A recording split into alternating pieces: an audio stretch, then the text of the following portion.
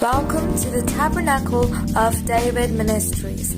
The objective of our broadcast is to present fresh biblical perspectives on the ministry, relevance, and function of the church in a post-modern world. We are glad to reach, resource, and reform so that you might be ameliorated for our Lord. Enjoy the Word of God.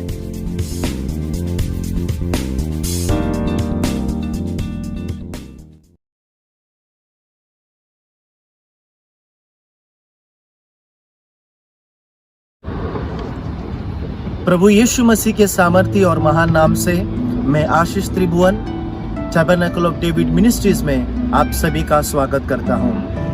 आज आपके सामने मैं एक घटना को बयान करना चाहता हूं जो ईसा सन 609 पूर्व की थी।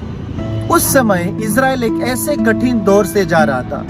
मगिद्दो नामक जगह पर योशिया राजा का कत्ल हो चुका था। उसके बाद योशिया का बेटा यहोवास को राजा बनाया गया। उसने 3 महीनों तक इज़राइल पर राज्य किया। फिर मिस्र के राजा फिरौन ने उसे हराया और उसके भाई यहोयाकीम को राजा बनाया, जो कि यहोवा की दृष्टि में बुरा था। उसने इज़राइल पर 11 वर्ष तक राज्य किया। परिस्थिति अत्यंत कठिन होती जा रही थी। इज़राइल राष्ट्र विनाश की ओर बढ़ रहा था और इसी बीच यिर्मयाह नदी की जान को अनातोत के लोगों से खतरा था। और ऐसे भयानक परिस्थिति में यिर्मयाह नबी परमेश्वर से सवाल करता है, हे यहोवा, यदि मैं तुझसे मुकदमा लड़ूं तो भी तू धर्मी है। मुझे अपने साथ इस विषय पर वाद विवाद करने दे। दुष्ट की चाल क्यों सफल होती है? क्या कारण है कि विश्वासघाती बहुत सुख से रहते हैं? तू उनको बोता और वे जड़ भी पकड़ते, वे बढ़ते और फलते भी है। तू उनके मुंह के निकट है परंतु उनके मनों से दूर है। हे यहोवा, तू मुझे जानता है, तू मुझे देखता है और तूने मेरे मन की परीक्षा करके देखा कि मैं तेरी ओर किस प्रकार रहता हूँ। जैसे भेड़ बकरियां घात होने के लिए झुंड में से निकाली जाती है, वैसे ही उनको भी निकाल ले और वध के दिन के लिए तैयार कर। कब तक देश विलाप करता रहेगा और सारे मैदान की घास सूखी रहेगी? देश के निवासियों की बुराई के कारण पशु पक्षी सब नाश हो गए हैं, क्योंकि उन लोगों ने कहा वो हमारे अंत को न देखेगा। यदि आप वचन से अध्ययन करते हो तो आपको दिखाई देगा कि बाइबल में से जो सबसे स्फूर्तिले, जोश से भरे हुए लोग, जिन्होंने बहुत सारी खराई से और लगन से परमेश्वर की सेवकाई की, उनके पास उनके जीवन में सबसे भावनिक प्रश्न थे, जैसे कि मूसा, एलिया, यशाया, अय्यूब और यिर्मयाह और ऐसे बहुत सारे। जी.के. चेस्टरटन ने कहा, Faith is perpetually defeated thing which survives all its conquerors. It will always be hammered. It will always be attacked. But the Bible will always rise up to outlive its pallbearers. Those who try to bury the word find out it survives all those attacks. विश्वास सदा के लिए पराजित होने वाली चीज है जो उसके सभी विजेता को बचा लेती है। उसे हमेशा अंकित किया जाएगा, उस पर हमेशा हमला होगा, लेकिन बाइबल हमेशा उसे कंधा देने वालों को जीवित रखने के लिए उठ खड़ा होगा। और जो उस वचन को दफनाने की कोशिश करते हैं वे पाते हैं कि यह उन सभी हमलों से बचा जाता है। हमारी आज की परिस्थिति कुछ इस प्रकार हो चुकी है। कोरोना वायरस 2019 से अभी तक अपनी जड़ें पकड़कर बैठा है।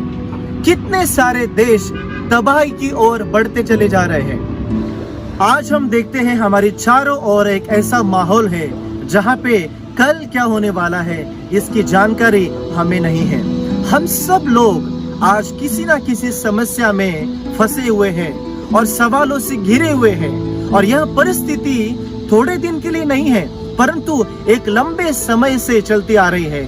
शायद आपके विश्वासी जीवन में उतार चढ़ाव आ रहा हो। कई लोग विश्वास से पीछे भी हटते हुए दिखाई देते हैं। कईयों ने विश्वास करना बंद कर दिया। चाहे परिस्थिति कुछ भी क्यों ना हो, हमारा परमेश्वर हमेशा हमसे बातें करता है।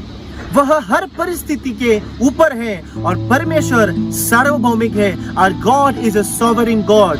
प्रियो, ऐसी ही परिस्थिति यिर्मयाह की उस वक्त थी और उसने परमेश्वर से वाद विवाद किया, लेकिन परमेश्वर का उत्तर बड़ा ही अलग और डरावना था। आइए देखते हैं कि परमेश्वर ने उसे क्या कहा। यिर्मयाह अध्याय 12 वचन 5 हम पढ़ेंगे। तू जो प्यादों ही के संग दौड़कर थक गया है, तो घोड़े के संग क्यों कर बराबरी कर सकेगा?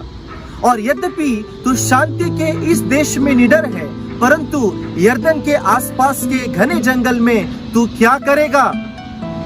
दूसरे शब्दों में, यदि मैदानों में तेरी सांस फूलती है तो ऊंचाई पर कैसे दौड़ पाएगा?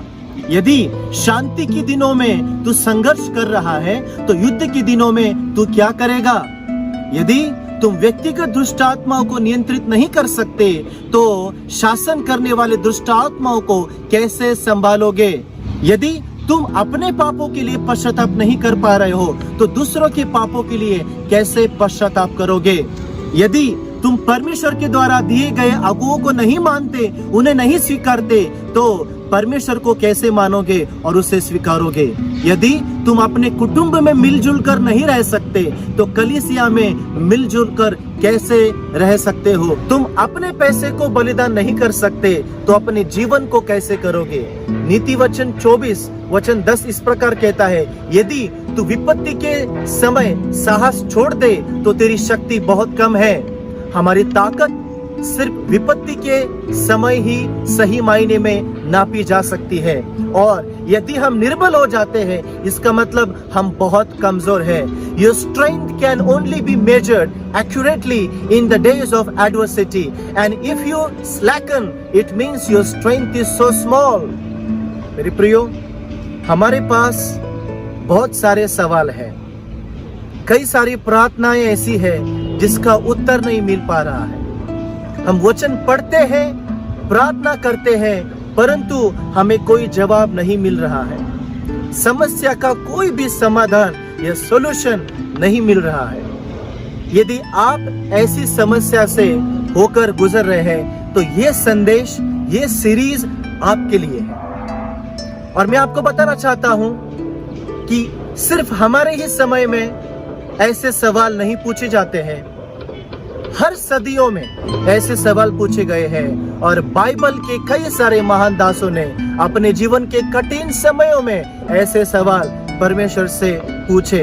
मैं आपको बताना चाहता हूँ, सवाल पूछना कोई बड़ी बात नहीं है या परमेश्वर से वाद विवाद करना कोई गलत बात नहीं है, परंतु परमेश्वर का उत्तर सुनना और उस उत्तर को सुनने के बाद अपने जीवन में लागू करना सबसे बड़ी बात होगी। आज के इस एपिसोड में हमने देखा कि किस प्रकार यिर्मयाह ने अपने समय की परिस्थिति के चलते परमेश्वर से वाद विवाद किया, और हम भी आज परमेश्वर से वाद विवाद करते हैं, सवाल पूछते हैं, प्रार्थना करते हैं। और हम अगले भाग में, अगले एपिसोड में देखेंगे कि किस तरह इन प्रतिकूल परिस्थितियों में हमें संचालन करना चाहिए। We will see in next episode how to operate in adverse situations. आप प्रार्थना में लगे रहें, वचन में बने रहें, और हम जल्द ही एपिसोड 2 के साथ आपके सामने आएंगे। परमेश्वर आप सभी को आशीष दे। आमीन।